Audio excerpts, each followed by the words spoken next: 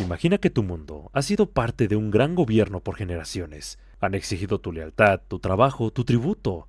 Y cuando la guerra toca a tu puerta, cuando los invasores están a punto de borrar tu hogar del mapa, el gobierno decide que eres una pérdida aceptable. Y cuando todo parece perdido, una transmisión llega desde la oscuridad del espacio. No es del Imperio ni de aliados, es de los humanos, y vienen armados. ¿Te interesa? Entonces te va a encantar la siguiente historia. Mi nombre es Corvir, del clan Whitefoot, segundo hijo de Sidir y Elaini, hermano de Ginir, esposo de Yarra, padre de Shadir y Tuna. Mi hogar está en un planeta llamado Ursikai, el tercer planeta que orbita la estrella principal de secuencia ordinaria del sistema Ursi. Soy agricultor de oficio, igual que mi madre. Principalmente cultivo raíz de Shu, con bayas de Jalid cada sexta temporada, para mantener el suelo saludable. He sido miembro del gremio agrícola local desde que tuve edad suficiente para votar. Mi esposa forma parte del consejo distrital y cada año mi hermano y yo organizamos el Festival de la Siembra. Disfruto escribir poesía terrible y mi paciente esposa afirma disfrutar leerla. Mi hijo pinta y mi hija es una bailarina algo torpe pero infinitamente entusiasta. Somos miembros orgullosos del clan. Siempre hemos intentado ser buenos vecinos, amigos leales y seguir las enseñanzas del viejo espíritu de poner a los demás antes que a uno mismo. También somos, a los ojos del Imperio, una pérdida aceptable. La primera vez que salí de mi mundo natal fue para asistir a una conferencia sobre técnicas de terraformación en Torbus. El puesto originalmente era para Ginir, pero su hija enfermó en el último momento. Me pidió que fuera en su lugar y salté ante la oportunidad de viajar fuera del planeta.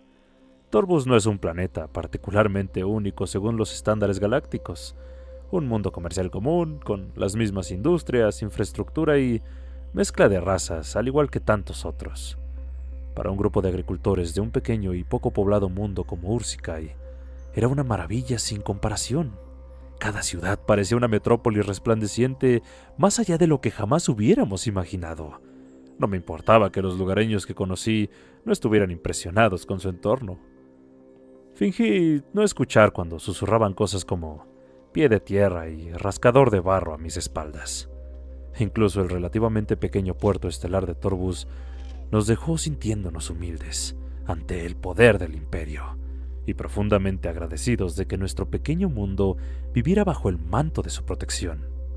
Regresé con historias e imágenes de poderosas naves estelares y resplandecientes torres que parecían tocar el cielo. Todos en casa quedaron muy impresionados.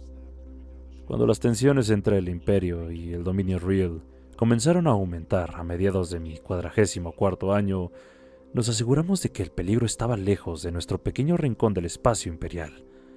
Cuando la guerra inevitablemente estalló, nos prometimos que la gran flota del Imperio nos protegería. Pero cuando la flota se retiró, regresando a los mundos centrales del Imperio para consolidarse y lamerse las heridas, finalmente nos dijeron la verdad. El comandante de la guarnición local nos informó, por comunicaciones naturalmente, que tras una cuidadosa consideración por parte del alto mando de la flota, nuestro hogar había sido considerado estratégicamente innecesario. No era nada personal. Simplemente habían determinado que protegerlo no valía las bajas proyectadas que sufrirían en el proceso, por lo que las tropas de la guarnición local estaban siendo redistribuidas a otro lugar.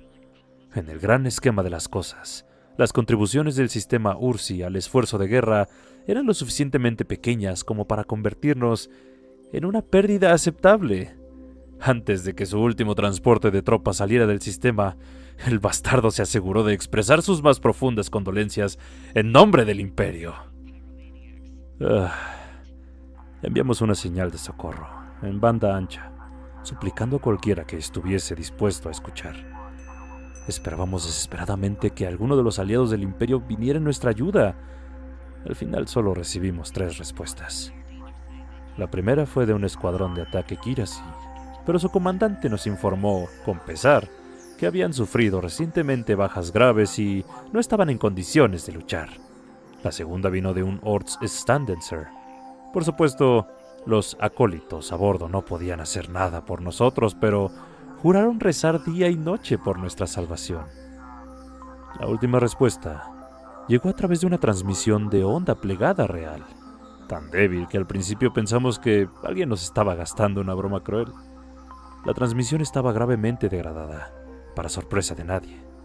¿Quién en su sano juicio, pensamos, seguiría usando comunicaciones de onda plegada a distancias interestelares?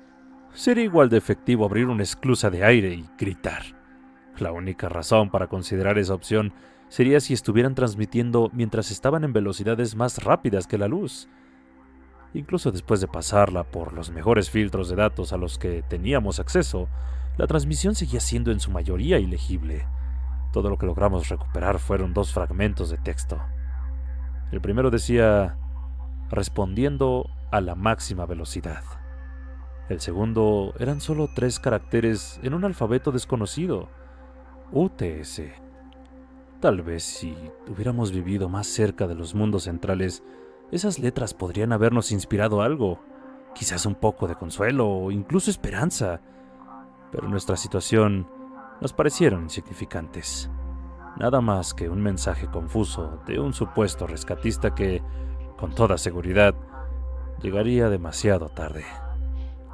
Debes entender que esto aún era relativamente temprano en la guerra y nuestro mundo se encontraba en uno de los sectores más solitarios de los confines de la galaxia. Nunca habíamos visto humanos antes. Ni siquiera habíamos oído hablar de la UTS Artemis. El enemigo no tardó mucho en llegar a nuestro sistema y nos movilizamos en cuanto fueron detectados por nuestra red de alerta temprana. Su formación no era completamente clara a esa distancia, pero era lo suficientemente evidente como para mostrarnos que las naves que se acercaban no pertenecían en absoluto a los Real. Fue un golpe casi paralizante para nuestra ya frágil moral. Los Real, por crueles que fueran, no representaban una situación completamente desesperada. De vez en cuando se podía razonar con ellos. Los Hanti, en cambio, no. La alianza entre los Hanti y los Real había sido una cuestión de conveniencia. Ambas razas se odiaban mutuamente por principio, pero resultó que odiaban aún más al Imperio. No cabía duda de que si el Imperio hubiera perdido la guerra, los dos se habrían atacado entre sí antes de que el polvo se sentara.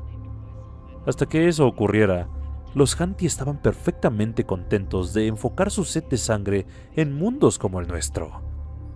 Los civiles, principalmente niños y aquellos incapaces de luchar, fueron enviados a refugios subterráneos obsoletos, vestigios de la guerra contra los Zultraki un siglo atrás. Al mismo tiempo, todos los que estaban en condiciones de luchar fueron llamados a defender nuestro mundo natal. Se activaron todas las unidades de la milicia planetaria y cualquier persona con experiencia militar previa fue reclutada apresuradamente de nuevo al servicio. Algunos ni siquiera esperaron a que los llamaran. Ancianos con uniformes descoloridos y demasiado ajustados comenzaron a presentarse para el servicio en todo el planeta. Yo había sido miembro de la milicia planetaria desde antes de casarme con Yarra, pero solo había recibido entrenamiento como técnico en comunicaciones. Siempre que me llamaban al servicio, mi tarea consistía en sentarme junto a una terminal de comunicaciones y transmitir datos entre centros de distribución logística. Con la excepción de mis ejercicios anuales de recalificación, no había manejado un arma desde mi entrenamiento inicial. De repente, me encontré empujado al asiento de comunicaciones tácticas de una pequeña nave de patrulla orbital. El brusco sargento que me puso allí dedicó apenas 5 minutos a explicarme cómo operar los sistemas tácticos de la nave, mientras yo intentaba en vano explicarle que ni siquiera tenía mi certificación de combate en gravedad cero. Mis protestas cayeron en oídos sordos, y la segunda vez que dejé la superficie de mi planeta fue para defenderlo. Sentado en el compartimiento de la tripulación y mirando hacia mi mundo natal, elevé una oración al viejo espíritu e intenté ignorar las lágrimas de miedo de nuestro artillero. Su portanaves salió del viaje más rápido que la luz justo más allá del planeta más externo de nuestro sistema, Ursisho. y de inmediato comenzó a lanzar cazas mientras establecía rumbo hacia nuestra posición. Un instante después, un par de destructores emergieron al espacio real tras él, seguidos de una fragata de misiles y un pequeño escuadrón de 6 cañoneras. Luego, apareció una visión que me estremeció hasta la médula. Un par de aniquiladores Hanti. Cada uno de más de 1 kilómetro de longitud, estos bombarderos de escala planetaria transportaban suficiente munición orbital como para arrasar mundos enteros. Algunos argumentarían que sobrevivir como esclavos sigue siendo sobrevivir, pero una flota que llega con aniquiladores no viene a conquistar y ocupar, vienen a exterminar por completo. Su intención era bombardear la superficie de Ursikai hasta que no quedara nada más que un mar de roca fundida, y nosotros no teníamos poder alguno para detenerlos. Entonces, prácticamente de la nada, 3 de las naves más feas que jamás había visto saltaron al sistema, deteniéndose bruscamente, directamente entre Ursikai y los Hanti que avanzaban. Su transición desde el espacio no relativista fue tan repentina que aún recuerdo haber sentido la onda gravitatoria atravesar el casco de nuestra nave. Estaba tan sorprendido de que siguieran enteras que apenas escuché la tardía alerta de la red de alerta temprana. No parecían gran cosa, pero los Hanti respondieron a su aparición de la misma manera que una manada de Hu'ul reaccionaría al olor de un depredador. Tal vez no detuvieron su avance, pero, sin duda, comenzaron a maniobrar con más cautela. Eso debería habernos dicho todo lo que necesitábamos saber, pero, como dije, nunca habíamos visto humanos antes. Los recién llegados se movieron de inmediato para unirse a la línea defensiva entre el planeta y el enemigo en avance, transmitiendo una solicitud para integrarse a nuestra red de batalla. El mando de la milicia la aprobó un momento después y las 3 naves fueron redesignadas en nuestras pantallas tácticas como aliadas. La más grande de ellas se registró como una corbeta de reconocimiento, la UTS Juana de Arco. Era larga y plana, con una forma algo parecida a una punta de flecha y hecha de un revestimiento exterior opaco y anguloso. Las pocas líneas elegantes que podría haber tenido estaban arruinadas por el bosque de sensores y arreglos de comunicaciones que cubrían su casco. Las naves más pequeñas, y eran mucho más pequeñas, eran un par de cañoneras de asalto simplemente designadas como UTS-187 y UTS-242. Eran abultadas con un aspecto torpe e incómodo.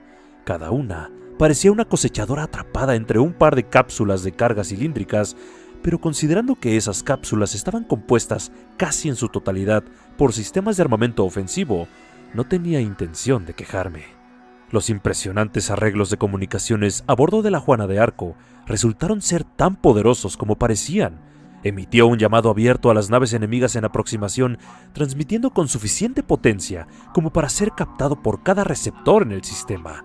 Su comandante declaró, en términos breves y contundentes, que el sistema Ursi estaba bajo la protección de la Armada Unida Terrana, y que los Hanti estaban solicitados, requeridos y ordenados a retirarse de inmediato o a enfrentarse a una fuerza letal. Durante la guerra, los humanos se ganaron la reputación de ser una raza de pocas palabras. Nunca alardeaban ante el enemigo y sus comandantes jamás se jactaban.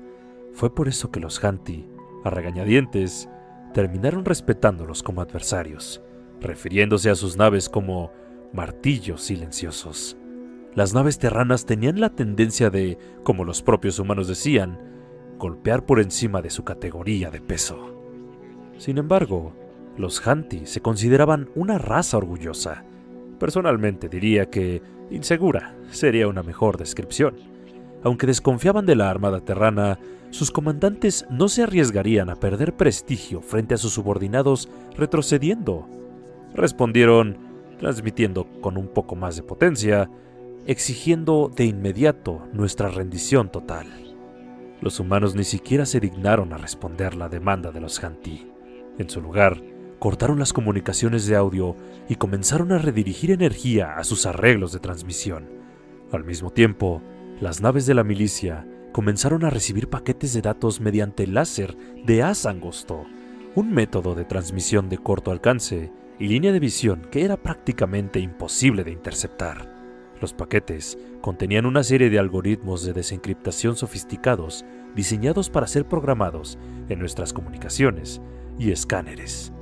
La UTS Juana de Arco no era el tipo de nave diseñada para la defensa planetaria. Era una nave construida para esconderse. Sus diseñadores habían sacrificado la armadura a favor de la velocidad y la habían construido para transportar equipos de vigilancia en lugar de armamento. Contaban con un sistema estándar de defensa puntual, pero prácticamente ninguna arma ofensiva. Sin embargo, aunque dependía de sus escoltas cañoneras para atacar, estaba lejos de ser indefensa. Apenas tuve tiempo de aplicar los nuevos algoritmos antes de que alguien a bordo de la Juana de Arco activara el interruptor. En un abrir y cerrar de ojos, la Juana de Arco redirigió casi toda la salida de energía de sus reactores gemelos directamente a sus arreglos de transmisión, y cada frecuencia en el sistema se encendió en llamas. Todos nuestros sensores se apagaron y las comunicaciones se enmudecieron. Casi entré en pánico antes de que los nuevos algoritmos de desencriptación entraran en acción un segundo después, permitiendo que nuestro sistema atravesara la tormenta de interferencia. Nuestro piloto verificó que la navegación estaba de nuevo en línea. Nuestro artillero se rió cuando las firmas enemigas comenzaron a reaparecer en su pantalla de objetivos y pude escuchar a docenas de naves de la milicia, como la nuestra, confirmando lo mismo. Los Hanti, en su arrogancia, continuaron su lento avance. Sus cazas, revoloteando entre sus naves capitales como insectos furiosos, superaban en número a nuestras naves en una proporción de 3-1. Sus destructores por sí solos nos superaban en potencia de fuego por órdenes de magnitud, pero los humanos nos habían otorgado una sola ventaja. Nuestros ojos y oídos seguían funcionando, pero los Hanti estaban volando a ciegas. Privados del uso de su artillería de largo alcance, enviaron sus cazas al frente para desmantelarnos nave por nave. El enjambre se cerró hasta alcanzar el rango efectivo de disparo en menos de un minuto, concentrando la mayor parte de su fuego en la Juana de Arco. La nave de guerra electrónica terrana hizo todo lo posible por crear una muralla de fuego y metal entre ella y los misiles entrantes. Las cañoneras terranas tomaron posiciones defensivas a ambos lados de la corbeta, destrozando cualquier nave Hanti que se atreviera a entrar en su rango. El mando de la milicia nos ordenó enfrentarnos a los Hanti nave por nave. Nuestro piloto, un veterano endurecido por la batalla del cuerpo de vuelo de la milicia, abrió el acelerador con tal fuerza que me empujó contra mi asiento. En un instante, parecía que había enemigos por todas partes. Intenté coordinarme con las otras naves de la milicia, pero la batalla era un caos absoluto. Los cazas Hanti intentaban romper nuestras líneas solo para ser repelidos por nuestro fuego de respuesta. Luego, algunas de nuestras propias naves intentaban perseguir su retirada para acabar con ellos, solo para ser despedazadas una vez que quedaban expuestas. Nuestra frecuencia de comunicación encriptadas estaban llenas de gritos y lamentos de las tripulaciones Ursi moribundas, y donde quiera que mirara, veía naves de la milicia desmoronándose bajo el fuego enemigo. Envalentonados, los aniquiladores aceleraron aún más. Su curso indicaba claramente un primer bombardeo de pasada, y lo único que se interponía entre ellos y la destrucción de mi hogar eran 3 naves terranas y los maltrechos restos de la flota de la milicia. Nos acababan de ordenar cubrir un hueco en la línea defensiva sobreviviente cuando un par de cazas Hanti surgió desde detrás de un trozo de escombros que solía ser una de nuestras naves aliadas. Nuestro piloto hizo un giro brusco para evitar los proyectiles de plasma entrantes, pero uno nos alcanzó de refilón. El impacto debía dañar un distribuidor de energía. Un segundo después, una sobrecarga hizo estallar nuestra consola de control de armas, cubriendo el cuerpo de nuestro artillero con metralla. Las luces internas de la nave parpadearon brevemente mientras nuestro sistema de propulsión fallaba, dejándonos a la deriva. Observamos impotentes cómo los cazas giraban para hacer otra pasada con la clara intención de rematarnos. Podrían habernos eliminado fácilmente desde la distancia, pero a los Hanti les gusta acercarse para el golpe final. Fue por eso que prácticamente pude ver los rostros de los pilotos Hanti cuando sus cazas fueron despedazados por una nube de proyectiles cinéticos. Un instante después, la UTS-242 pasó rugiendo a nuestro lado, su casco marcado y perforado por fuego de plasma. La UTS-187 la siguió de cerca, sus armas disparando sin cesar mientras se abrían paso a través de las naves enemigas. Yo todavía intentaba detener la hemorragia de nuestro artillero cuando las cañoneras terranas cambiaron de curso abruptamente y aceleraron a toda potencia hacia las naves capitales Hanti. Su velocidad y maniobrabilidad eran increíbles. Me estremecí al pensar en cómo los cambios rápidos de inercia estaban afectando a sus tripulaciones. A mitad de camino hacia su objetivo, se separaron en direcciones opuestas, curvándose alrededor para atacar la formación Hanti desde ambos flancos. Sorprendidos por la repentina agresión, los comandantes Hanti ordenaron apretar su formación. Al hacerlo, cayeron en una de las trampas más obvias del combate naval. Se habían dejado acorralar. Por el rabillo del ojo, vi aparecer otra alerta en la red de alerta temprana. Antes de que pudiera reportar el contacto, los cruceros pesados terranos UTS Boudica y UTS Pavlichenko irrumpieron en el espacio real prácticamente sobre nosotros. Sus ventanas de viaje más rápido que la luz ni siquiera habían terminado de sellarse detrás de ellos antes de que sus cañones de aceleración magnética comenzaran a disparar, desatando una lluvia de fuego sobre las apretadas naves Hanti. Desde nuestra posición, observé cómo cientos de tubos de lanzamiento a lo largo de ambas naves terranas liberaban una oleada de misiles antibuque que se precipitaban hacia el enemigo.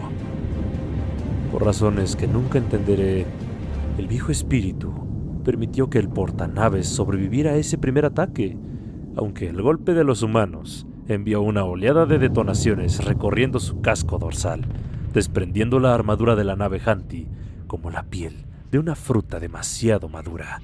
La gigantesca nave, de alguna manera, permaneció operativa. Sin embargo, la misericordia del viejo espíritu no se extendió a sus naves escolta. El destructor más cercano perdió 5 de sus 6 motores principales bajo la lluvia de fuego de los cañones y la mayoría de sus propulsores de maniobra quedaron gravemente dañados. El único motor de impulso que sobrevivió, desalineado, pero aún funcionando a plena potencia, siguió ardiendo. Incapaz de frenar su impulso, el destructor Hanti quedó atrapado en una espiral incontrolable y en rápida aceleración. Si su último motor no hubiera fallado finalmente, imagino que la fuerza centrífuga habría destrozado la nave. Más tarde, supe que fue más que suficiente para licuar a toda la tripulación. El segundo destructor recibió un impacto directo de una ojiva de fisión, un arma rudimentaria, pero cuyo resultado era innegable. La ojiva perforó el casco de la nave como una lanza de pesca y se hundió profundamente antes de detonar, partiendo la nave en dos. Separada de sus reactores, la sección de proa rota y sin energía cayó impotente hacia el campo gravitatorio de nuestra luna. La sección de popa se desvió bruscamente de su curso, dirigiéndose directamente hacia la desprevenida fragata de misiles. Impactó la nave más pequeña en el centro, y el casco de la fragata se arrugó como una vaina de semillas seca. Los motores del destructor seguían ardiendo al máximo, empujando a ciegas los restos retorcidos de ambas naves lejos de la batalla, hasta que uno de sus reactores se rompió y ambas explotaron en una nave de fuego nuclear. Mientras la Pavlichenko maniobraba para realizar otra pasada contra el portanaves herido, la Boudica se preparó para perseguir a los aniquiladores y abrió sus motores a plena potencia. La aceleración resultante fue aterradora. Si hubiera estado a bordo en ese momento, estoy seguro de que su tripulación habría tenido que raspar mis restos esparcidos de la mampara más cercana. Ella se acercó a los aniquiladores en cuestión de segundos y disparó otra andanada. Los bombarderos planetarios hicieron un intento desesperado de ajustar su curso, pero el más cercano recibió un impacto total en su costado de babor.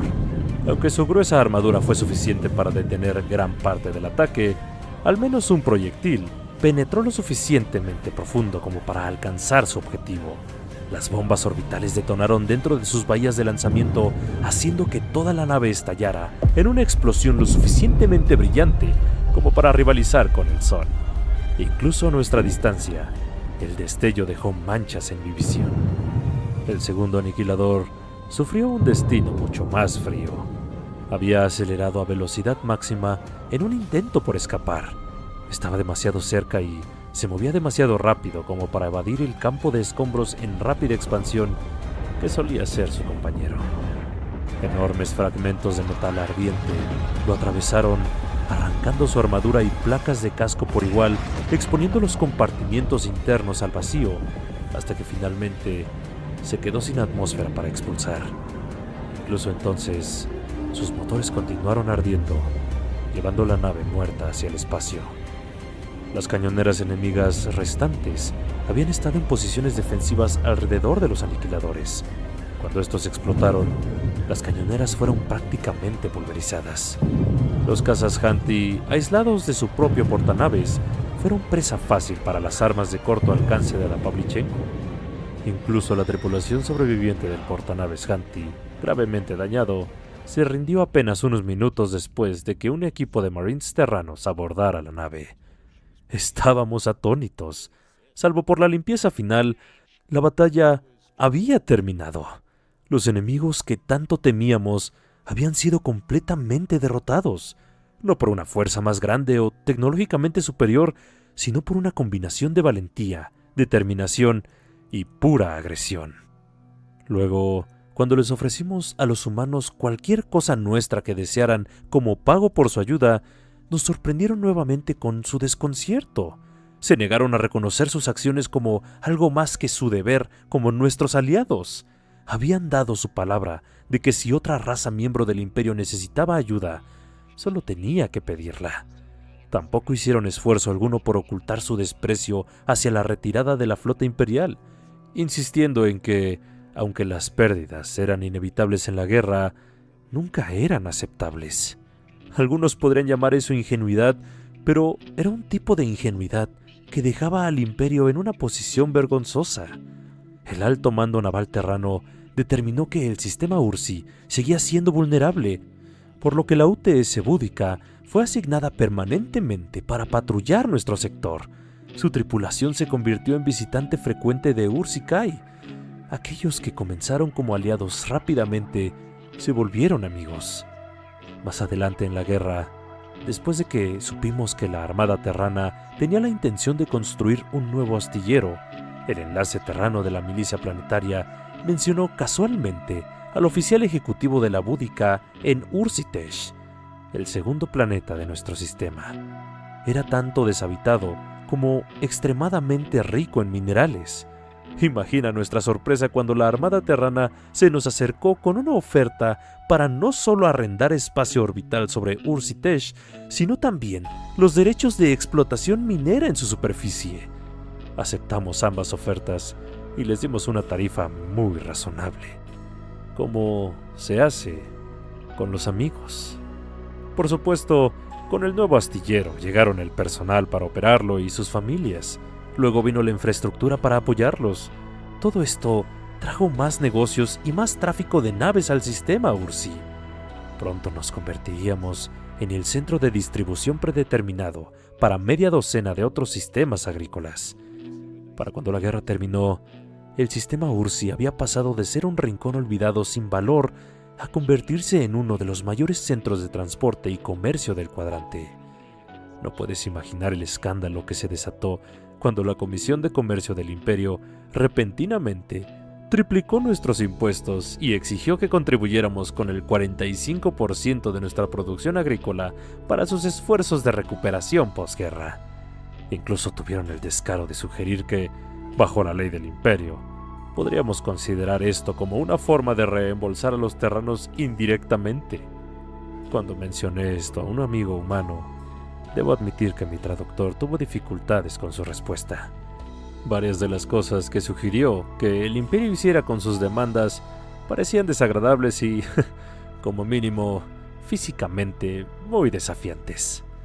Nuestro pueblo había sido parte del Imperio desde la época de la abuela de mi abuela, pero eso no cambiaba el hecho de que cuando el Imperio nos abandonó, la Armada Terrana eligió quedarse a nuestro lado para defender nuestro hogar. Que ahora el Imperio nos diera la espalda y exigiera nuestro apoyo fue tan universalmente indignante que la gente del sistema Ursi votó casi por unanimidad para retirarse del imperio por completo. Solo días después de recibir las demandas del imperio, los miembros de nuestro Consejo Planetario enviaron un mensaje directamente a la emperatriz renunciando oficialmente a nuestra lealtad. Por supuesto, exigieron una retractación formal. Nos amenazaron con sanciones y bloqueos si nos negábamos. Nos dijeron que las razas que aún eran miembros del imperio serían penalizadas por hacer negocios con nosotros. En respuesta, simplemente explicamos que, tras una cuidadosa consideración, nuestra membresía en el imperio había sido considerada estratégicamente innecesaria. No era nada personal, por supuesto. La membresía en el imperio simplemente no beneficiaba lo suficiente a nuestra economía como para justificar mantenerla. ¿Y si eso hacía que sus esfuerzos de recuperación posguerra fueran más difíciles? ¿Si les costaba más tiempo y drenaba todo el tesoro imperial en el proceso? Desde nuestro punto de vista, esa era una pérdida aceptable.